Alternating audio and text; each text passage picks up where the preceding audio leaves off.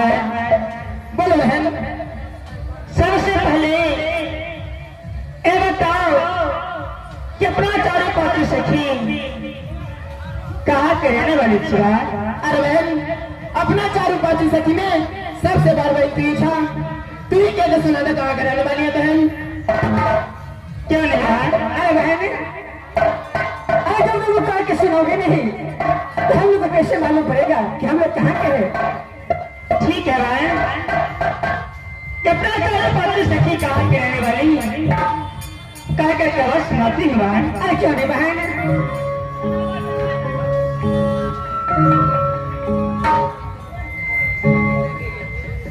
हाय हाय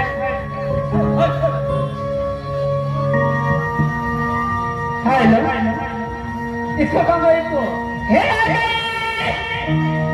तेरे माथा बनी बहनिया है खाना लगे फूला पारा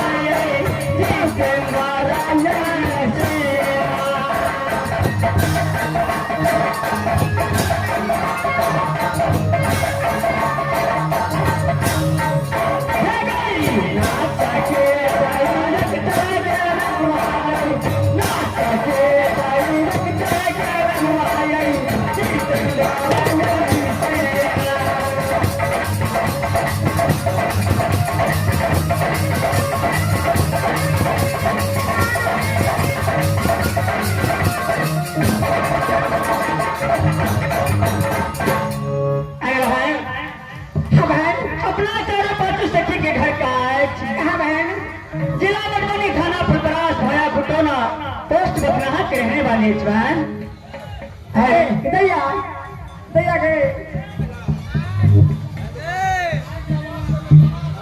hello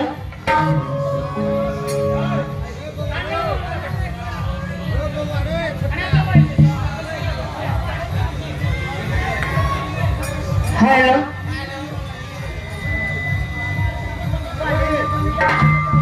hello hello hello hi hi के भैया हाय के सब नाम कह दलही कोई काम रे से कहा कर ली भाई अपना तारा बात सखी यानी कि कंपनी के घर कहाँ है ग्राम में रहा अच्छा कंपनी का नाम देवेंद्र प्रसाद है अच्छा बहन और मैनेजर का नाम गणेश निराला है हमारे डॉक्टर के नाम जितेंद्र सक्सेना है क्या नहीं बहन और की बहन क्यों बहन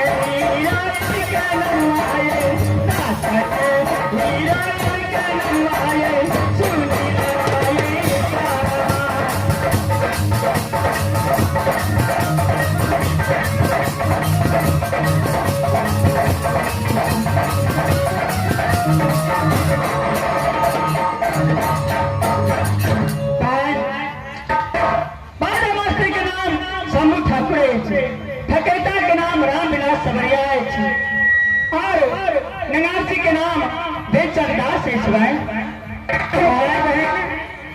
और के नाच के हीरोइन के नाम रविंद्र प्रसाद है और हीरोइन के नाम सुनील शर्मा है क्या भी अपना तारा पाचू सखी मृत भवन के रहने वाली है जब चारों पाचू सखी मृत भवन में जन्म ली जब 4-5 साल की चारों पांचों सखी हुई उस दिन से शिव बाबा को मंदिर में पूजा करने के लिए जाती थी और क्या लेकिन आज चारों पांचों सखी पुरमन से मन मिले चुकी हैं।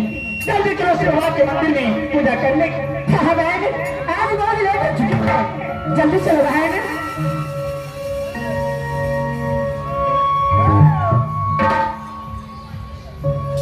चलो बहन, यहाँ से चारों पांच सखी मिल करके शिवा को अवश्य पूजा करेंगे बहन। क्या नहीं बहन?